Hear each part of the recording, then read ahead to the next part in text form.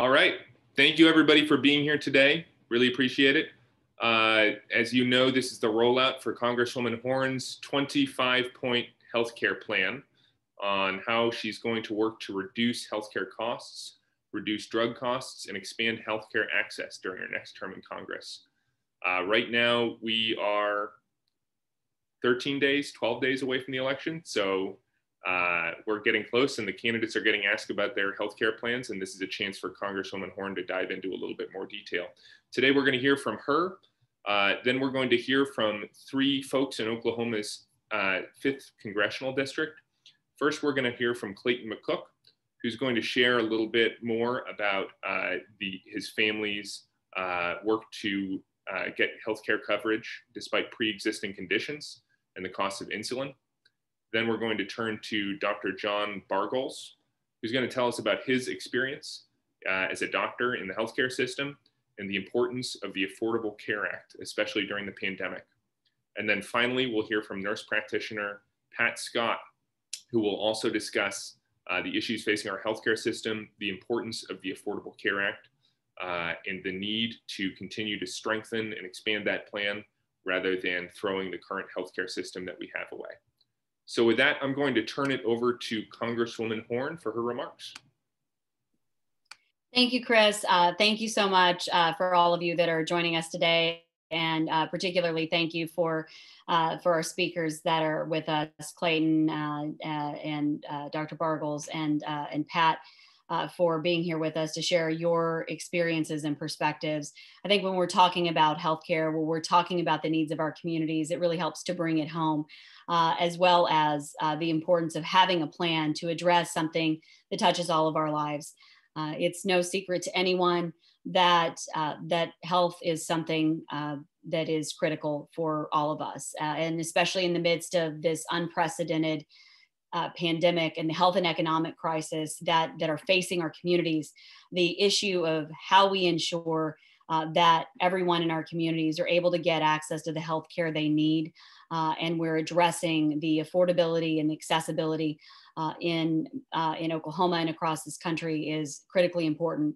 With healthcare such a hot topic, an important thing in front of us right now, and the questions mounting about not only how do we get through this pandemic, but what does it mean for health outcomes and for our communities with COVID cases still on the rise, with the long and short-term implications. I felt it was really important to release a more detailed version of my health plan. What does it look like to expand access to lower cost of both healthcare and lower drug costs, and ensure that Oklahomans get the care that they need? I'm sure many of you have heard me say this before, but I don't think that it is necessary for us to throw out the system we have. But what we do need to do is improve it. And we need to take action in a way that is sustainable, in a way that brings bipartisan solutions to the table. And I am proud to offer this detailed version of what I think are the top areas that we need to take action. And I'm proud to present my 25-point healthcare plan. For those of you who are here, the reporters, a link to the plan is posted online, and we just sent it out, I believe, via email, and it will also, I think we're putting a link in our comments on this Zoom, so you should be able to access it. And I'm going to get into the details of the plan, not go through all of the details because that would take a while to get through, but I'm going to go through the top lines of what it looks like so that we can hear from our other speakers, because I think that's important for us to be able to put some meat on the bones of what that means for each of them. So here's the overview. The 25-point healthcare plan, the way that we've broken it down is I've broken it down into 6 sections. So think of them as big buckets of some of the areas that we really need to tackle.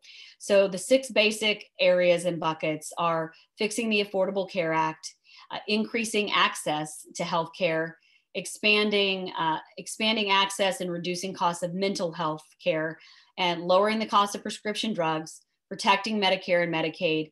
And the final piece is workforce development. We've got to have workforce development for healthcare providers. We know that is critical. All of these pieces are important to taking care of the health and well-being of our communities. And before I start to get into these sections, I want to note in particular that each of the things that I've included here in my healthcare plan have had and have bipartisan support in Congress. Some of them are based on bipartisan bills that have both Democrat and Republican co-sponsors.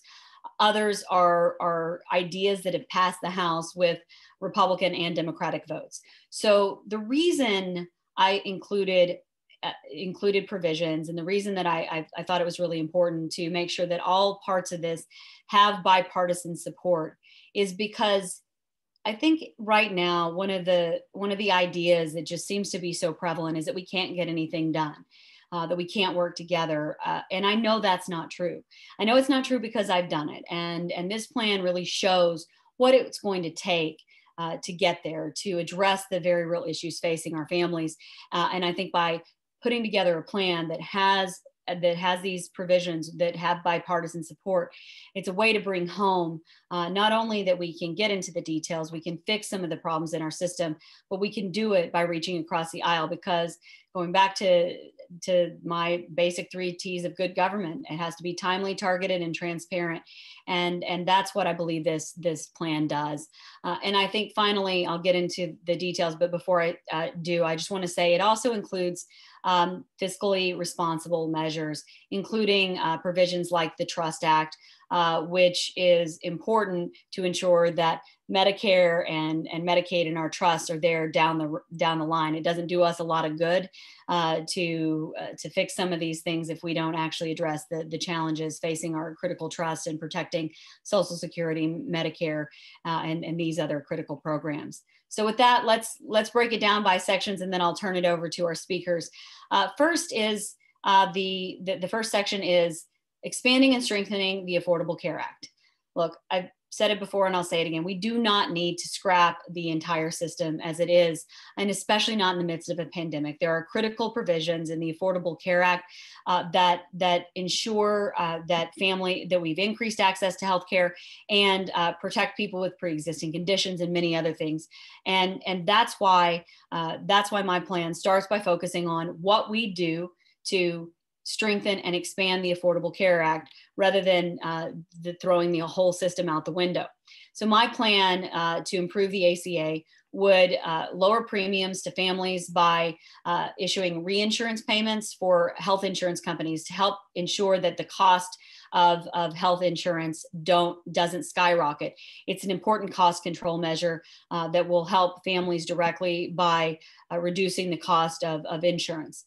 Also providing direct assistance to reduce out-of-pocket expenses for qualified plans that are on the exchange. So these two things go hand in hand, and making sure that the cost of these health insurance plans aren't skyrocketing, as well as subsidizing COBRA coverage during times of high unemployment or emergency like this pandemic.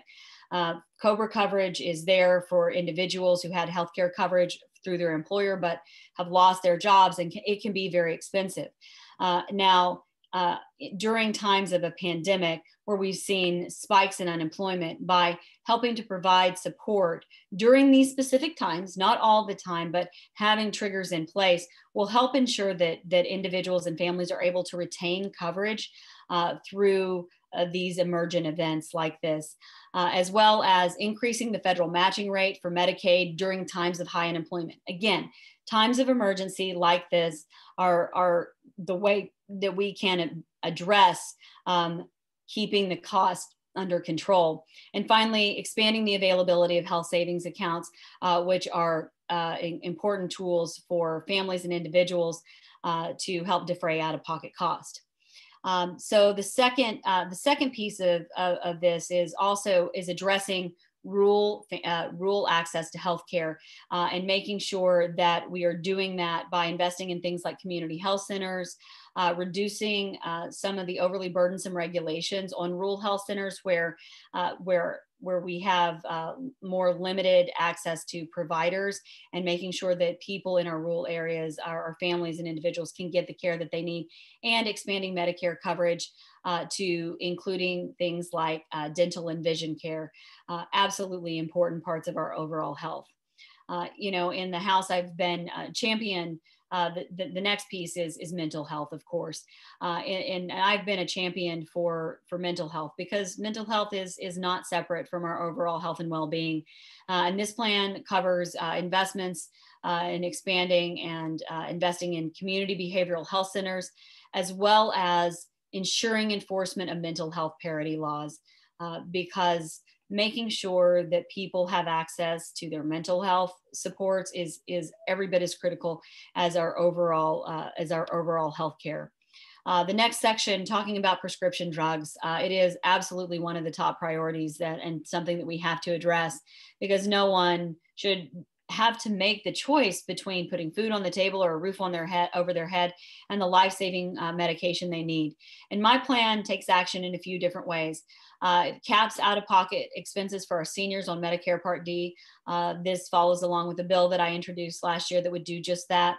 It also would support expanding or allowing, Medicare and Medicaid to negotiate lower drug prices, especially in some of the highest cost, most impactful drugs, and increasing transparency in drug pricing. My plan requires that drug manufacturers report things like manufacturing cost of their drug, as well as planned price increases, so we can have greater transparency and understand the cost, and make sure that the drug companies aren't just arbitrarily skyrocketing cost through the roof and impacting families that need these life-saving drugs. And finally, we want to make sure, and my plan covers this, that savings from drug price negotiations are passed on to consumers and they're not being held by the middlemen. We could go into a lot of details on it, but suffice it to say, this is a critical thing. This is a critical piece of the puzzle in lowering drug cost as well. The plan also includes a section on Medicare and Medicaid, because they are so important to so many families and individuals in Oklahoma and across the country, and making sure that we are addressing some of the challenges that these two, that Medicare and Medicaid face. So what the plan does is first ensures that these programs remove geographic restrictions on telehealth services. We did this during the pandemic, and I think it's a critical piece of the puzzle. It is being shown to work incredibly well, going back to rural areas or other challenges that especially our seniors might face in getting the care that they need. Having telemedicine and telehealth as a piece of this puzzle is absolutely essential, and expanding the waivers that we've put in place under the pandemic is a critical way to ensure that we've got better health care access. And I also want to allow states to extend Medicaid coverage to women for up to 1 year after they give birth to improve maternal health. We know that that first year is absolutely critical for lifelong health outcomes, and it's important to ensure that new mothers have access to that care during the first year for the benefit of themselves as well as their children. And this plan includes that. We also need to make it easier for Medicare Advantage patients to receive the care they need in a timely manner. And so one of the other things that we've done in this plan is to cut through some of the red tape that exists in this program for pre-approvals. If somebody has, say, gotten approval for a procedure and the doctor goes in and discovers they need to do something else, so that they don't have to go back and stop the procedure and get additional permission. Believe it or not, these things happen. I'm sure that some of our speakers could speak to this. But by cutting that red tape, ensuring the care is being driven by the needs of the patient and the decisions of the doctors. And finally, under this section, I'll go back to the Trust Act, which will ensure the long-term sustainability of Medicare and our trust. Absolutely critical.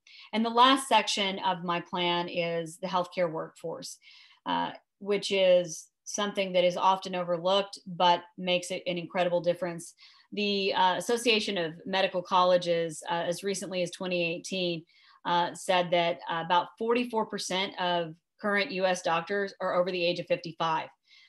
This is something we should all be concerned about, and especially in rural and underserved areas. Because the Association of Medical Colleges estimates a projected shortfall of nearly 105,000 physicians by 2030. This isn't something our healthcare industry can solve on its own. And so we need to make sure that we're doing our part to put some things in place to help address these shortages. And my plan provides grants for healthcare workforce development, and increases the number of immigration waivers for healthcare workers in underserved areas where there are significant needs, as well as increasing funding for the National Health Service Corps, and supports healthcare providers in underserved areas, as well as investing in regional centers of excellence to improve healthcare education. So that's an overview, just some of the top line points in those 6 areas. But I want to go ahead and take a moment and turn it over now to our speakers. And I want to say thank you again for joining us. And before I turn it over, that it's really critical with this plan that we remember that each of these areas has bipartisan support. And I know that we can get this done. We can work across the aisle because we've clearly demonstrated in these areas that we can do it. And we should continue to move forward, because we've got to get out of the mindset that we can't work together, this us versus them mentality. Because if we stay there, it's our communities and our overall health and well-being that suffer. And as a member of the Bipartisan Problem Solvers Caucus, which is still working to find bipartisan solutions on some of the toughest issues we face, including getting to a next stimulus package, we are doing the hard work of reaching out and building solutions, building bridges, rather than just pointing fingers and finding fault. And I'm proud to lead on ideas that create solutions. And I'm so grateful to have the rest of our speakers here. And with that, I want to hand it off to my friend Clayton McCook, who is a veterinarian and is an amazing advocate to help us understand the impacts of families living with pre-existing conditions and the impact of his family's experience with the cost of insulin and more. Clayton, thank you so much for all of your advocacy on your behalf and your families, as well as so many others. And thank you for being here. And I'll turn it over to you now. Thank you, Congresswoman. Thank you for hosting this today. And it's really important for us to have the opportunity to talk about reducing healthcare costs and expanding access. Thank you as well to the other people who are joining to hear about this plan. As the Congresswoman said, I'm a veterinarian. I live in Edmond with my wife, Cindy, and our children, Lily and Olivia. Lily is 12, and she has been living with type 1 diabetes since she was 3 years old. I very personally know the cost of our healthcare system on Oklahoma families. Right now, we pay about $340 a vial out of pocket for Lily's insulin. Again, she has type 1, so without insulin, she cannot live. She uses about 1.5 vials a month, but she's growing like all kids are growing and getting bigger and bigger every day. So that will expand to 2 to 3 vials a month. So that cost will just continue to increase. There are two very clear things to me about our healthcare system. Number one, we have to keep the Affordable Care Act so that insurance can't do all the things that they did to families like mine prior to the ACA. And number two, we have to have common sense action to reduce cost in our healthcare system. We can't throw the whole ACA away. It's kind of cliche to say, but I like to say I don't want to throw the baby out with the bathwater, because in this case, it's my baby. So first, I want to talk a little bit about the importance of keeping the ACA. And this is the kind of stuff that keeps fathers up at night. And if my voice cracks, I apologize. This is a very visceral issue for me. I'm not a talking point. I'm not somebody that just be used to score partisan points. I'm a real husband and a real father. And this is the stuff that worries me. So prior to the Affordable Care Act, think about some of the things that insurance companies could do to families like mine. Those in the individual and small group markets could deny coverage. They could charge higher premiums. They could one day send you a letter to end your coverage because you cost them too much. They could impose annual and lifetime caps, which is really scary, having a 12-year-old who's going to have diabetes until and unless there's a cure. With the ACA, we're protected from all that. In addition to the fact that Lily, who's an aspiring veterinarian like her father, can stay on my plan until she's 26. So if all goes according to her plan, that should get her through vet school until she's on her own. And that's really important. We simply cannot go back to those days. especially without a well thought out plan to replace the ACA. I pay very close attention to this issue because it's so important and so real to us. I listen carefully to our leaders. I study this issue. I read people's plans. I don't see any evidence of a detailed plan coming from the other side. It's so refreshing to read the Congresswoman's plan today and to see the amount of care and attention to detail she and her staff have put into this. I watched Congresswoman Horn's opponent, Senator Bice, mention that her plan was to repeal the Affordable Care Act and to replace it with health savings account. Well, I'm here to tell you that's not a realistic option. I have a health savings account. And a lot of people may not realize that in order to have a health savings account, you have to have a high deductible plan. And a high deductible plan means that you pay 100% out of pocket until that deductible is met. So in our family, in addition to our $1,300 a month premium, we have to spend $3,000 on Lily's care before any coverage is kicked in. That means that starting in January, every one of those vials of insulin cost me $340 out of pocket at the pharmacy counter. So the idea that a health savings account is a realistic solution to all those protections from the ACA is a little bit absurd to me. I know that there are hundreds of thousands of Oklahomans who depend on the ACA. I know that there are families out there like mine who have kids with pre-existing conditions and wives with pre-existing conditions and all kinds of family members. And if we go back to those days where our rates can be hiked up, we'll be facing bankruptcy. So what do we need to do to change the ACA? Because as a Congresswoman said, it's clear that there are changes needed. Everybody acknowledges that, even those of us who vehemently support it. So her plan, I really do believe, takes 25 steps forward. It's music to my ears to read the parts about reducing the cost of drugs like insulin. That's a huge weight off my family's shoulders. And she doesn't stop at insulin. It would reduce premiums for working families like mine. It would reduce the cost of other prescription drugs. I was very encouraged to read the part of the plan that talks about transparency and requiring drug manufacturers to give us their costs. We know from studies that that vial of insulin that I pay $340 for has a manufacturing cost of around $6. That insulin has doubled since my daughter's diagnosis in 2012. It's the same product. In fact, it's the same product that's been on the market since I was in high school. And I'm not going to tell you how old I am, but that was a while ago. So in addition to the prescription drug changes, it would also expand access to things like mental health care, dental care. We forget sometimes that so few people have access to dental care, particularly in Oklahoma. And we forget how important dental care is to a person's overall health. So we need to invest in those aspects of people's health care as well.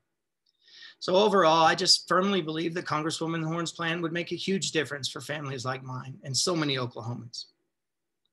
So in closing, I just want to say thank you again to Congresswoman Horn for inviting me and for taking action on this issue. Those of you who pay attention to her office and to her work know that, this doesn't come as a surprise. Back in the campaign in 2018, she spent an hour with me on the phone. She didn't know me from Adam, but she'd heard my story. She'd heard about my advocacy, and we spoke for over an hour in the midst of a busy campaign, and she listened to me tell the story of my daughter's insulin and how it was affecting us. Since her election, she has worked tirelessly on our behalf. She hosted an insulin town hall her first year in office. She's introduced legislation to reduce prescription drug costs. Her staff and her office are so approachable and so kind. We went to the Capitol in DC, and she took the time to meet with my daughters and me just off the House floor in the midst of a very busy time at the Capitol. And she really listens. So she spends her time working. And it's up to us to do the work to send her back to Congress so that she and her staff can continue that work. Thank you.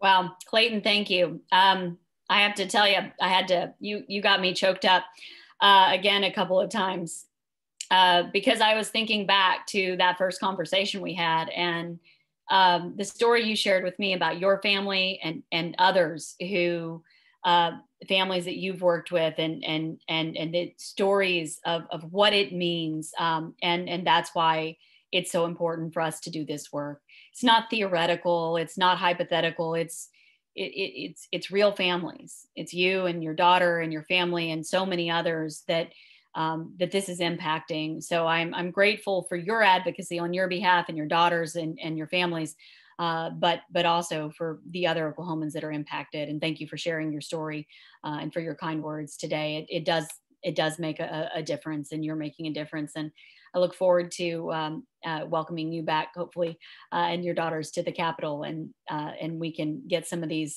things across the finish line, and we'll keep fighting for it. So thank you for being with us. And now I'm going to hand it off to Dr. John Barghols today, who's going to talk about the Affordable Care Act and what it means, protecting and expanding it actually means as a provider. So we have a family's perspective, and now we're going to go to Dr. Barghols. And Dr. Barghols, thank you, John, for being with us today. We really appreciate it. Thank you for having me. Thank you for hosting this conference today. I think this is an important conversation.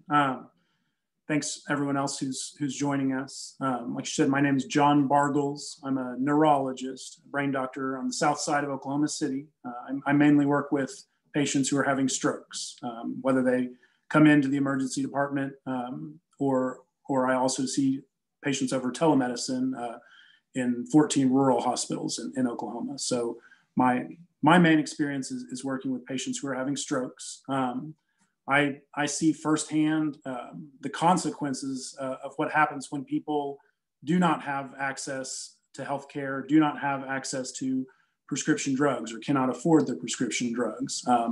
Not uncommon at all to see patients who are prescribed a blood thinner to prevent strokes, and then they tell me, I took it for 2 months, but then then it started costing $500 a month, and then it cost $380 a month, and that's not something that most people can afford, and so they stop taking their medicine. And people frequently don't have access to appointments with specialists, and can't be seen to talk about solutions for that, and so they just stop taking their medicine. And then I see them in the emergency department when they're having a stroke, and I've had patients walk out. I've had patients who are brought to the emergency department for a stroke, and they turn around and walk out because they're scared of the bill. There's, I tell them there's a medicine we can offer that, can potentially reverse this stroke. And they ask me how much it costs. And, I can't tell them right off the bat, but I do know it's several $1,000s, and that's not something that, people want to be stuck with a bill for. And I've had people turn around and just leave the emergency department. So I know, firsthand that we have some issues here to face. The Affordable Care Act has improved healthcare in the United States dramatically. It's the biggest piece of legislation in decades. So of course it's going to have issues. It's not perfect by any means. But like everyone is saying, we can't just throw the entire Healthcare Act out without a reasonable replacement. And the I have not heard a plan for a good replacement. I've heard a plan for replacing it with health savings accounts, but that's not realistic. Health savings account, whether you're putting several $100s or several $1,000s a year, that's a good start. It's a good start to pay for things like deductibles and pay for some prescription medicines, but it's not going to pay for big emergent life-threatening illnesses where we can spend, $10,000 in an afternoon taking care of someone. So we cannot get rid of the Affordable Health Care Act altogether. There's 158,000 Oklahomans who are getting their health care through the Affordable Care Act. These are our friends and neighbors. There's another 200,000 that are not insured right now, but that will be insured soon, thanks to Oklahomans voting to expand Medicaid. There's other things in progress as well that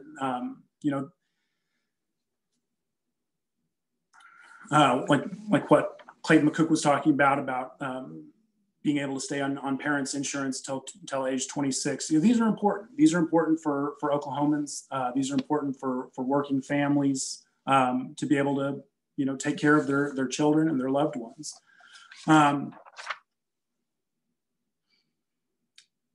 I think that Congresswoman Horn's plans, to me, are not political. as she was saying, they enjoy bipartisan support. Many of them do. These are common sense plans, making premiums more affordable, limiting costs of prescription drugs. These should not be controversial plans.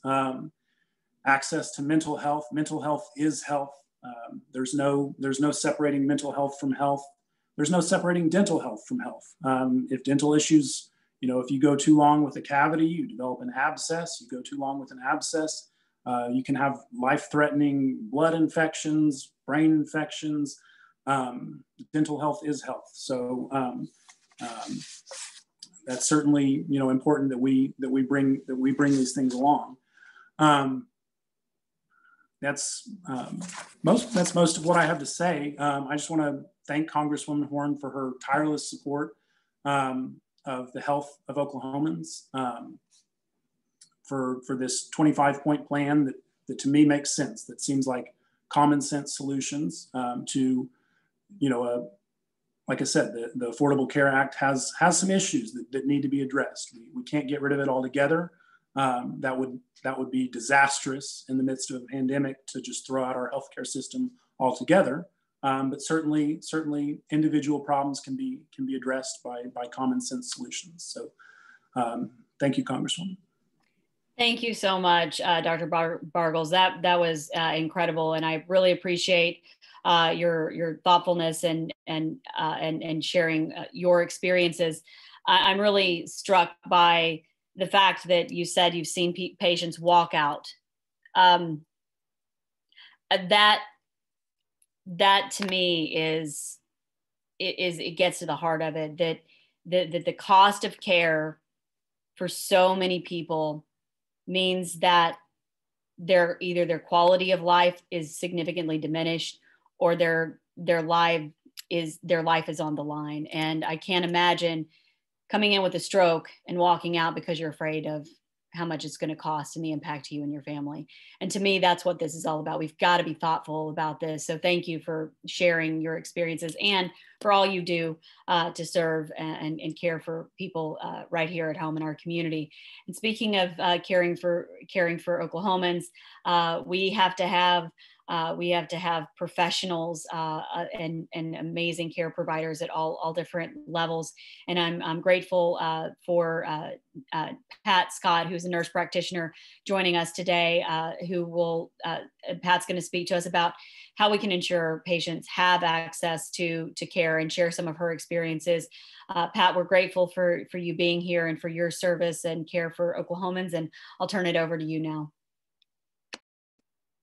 Thank you, Congressman Horn. Thank you for inviting me to participate in this program. I'm really excited to hear about your plan. I am still interested in healthcare, even though I am retired now. But I spent 40 years taking care of Oklahoma women, mainly in the Oklahoma State Health Department and family planning clinics and maternity clinics, and then at OU at the high-risk OB clinic. And when I was there, we primarily saw patients from all over Oklahoma that had high-risk conditions that made their pregnancy more complicated. And that's why they sent them to OU. So I know what not having insurance can cause for a lot of these women who had pre-existing conditions like high blood pressure, diabetes, and other things like that complicated their pregnancy, but they couldn't afford insurance. And the only way that we got to see them is because by the time they were pregnant, then they could qualify for Medicaid. I'm really excited that Oklahoma finally passed the increase in Medicaid expansion. It's going to help so many more Oklahomans get care that ordinarily wouldn't be able to. With the cost of premiums going up all the time and deductibles being so out of control that even if you have insurance, you can't afford to go to the doctor. So this plan that you've presented is going to be very exciting to a lot of Oklahomans I know that haven't been able to qualify or get on any insurance before.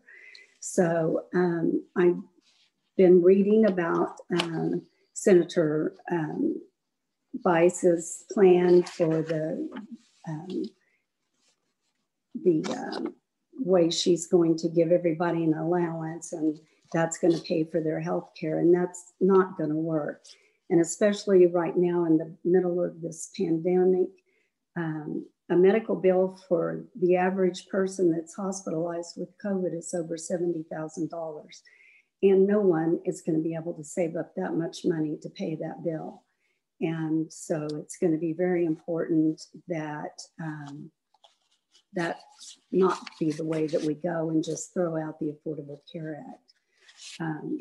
It's brought care to so many more Oklahomans, and with the expansion in Medicaid, I think that's really going to be helpful. I saw women that didn't even get to go to the doctor until they came in a crisis. And women that didn't have insurance, they couldn't even afford a $60 prescription for a bladder infection. So they would go untreated and then end up with a kidney infection and have to be hospitalized. So that's kind of what we've been dealing with. And for 40 years, I've taken care of those women. So this is a real good plan, I think, that you've presented. And I'm really excited to hear more about it. And I think it's very important that you do have bipartisan support in this plan, because nothing is going to get done if they don't work across the aisles. So I want to thank you again for inviting me, and anything I can do to help, I would do. Thank you so much, Pat, for sharing that. And again, it brings it home. We're talking about Oklahomans who have real healthcare needs, and if they don't have insurance and can't afford the drugs or the care that they need, it impacts them, but it impacts their families. It impacts all of us. Access to healthcare is an issue, a personal issue. It touches our families, it touches our friends, it touches many of us. But it's also a financial and economic issue because the impacts on our communities are vast. If people get so sick that they can't work, then there are follow-on effects, the ability for people to show up to work. It's something that touches all of us in so many ways, which is why I'm grateful for your input and feedback on this, but also so committed to coming to solutions that are bipartisan, that are common sense, that really just get to the heart of the issues and cut through the fat of what either side says, because that just misses the point of where the needs are greatest. So thank you very much. I really appreciate that. Appreciate all of you. And I know we have several people on that might have some questions. So we're going to go ahead and open it up to questions now. Chris, are we asking for questions to be submitted through the chat, or how are we doing this? You can either raise your hand or submit questions through the chat, and we're happy to take those questions.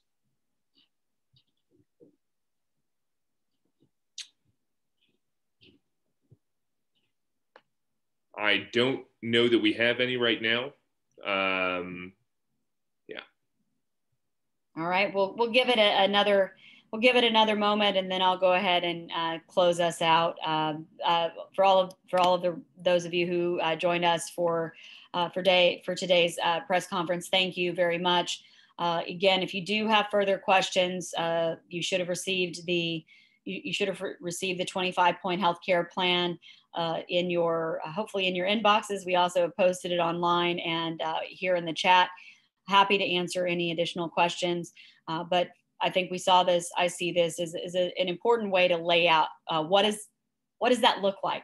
Because healthcare can feel overwhelming. It can feel overwhelming for individuals and families, but also providers about how you navigate it and what does a plan look like that means tackling this in a thoughtful way that's not throwing the whole thing out and starting over again.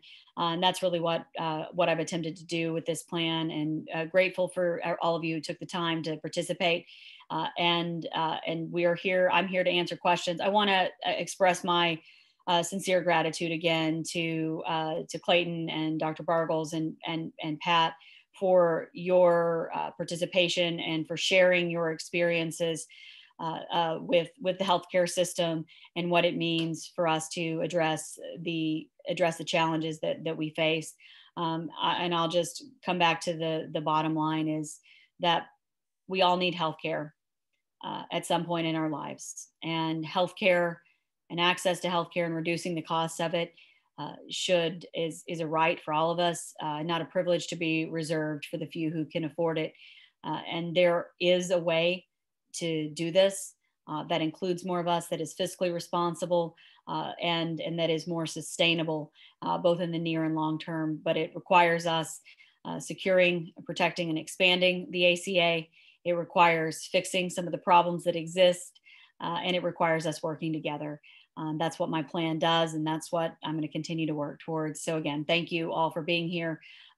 Thank you to our other speakers and to all of those of you who've participated, and look forward to continuing to answering questions and continuing to fight for Oklahomans and their access to healthcare into the next Congress. Thank you.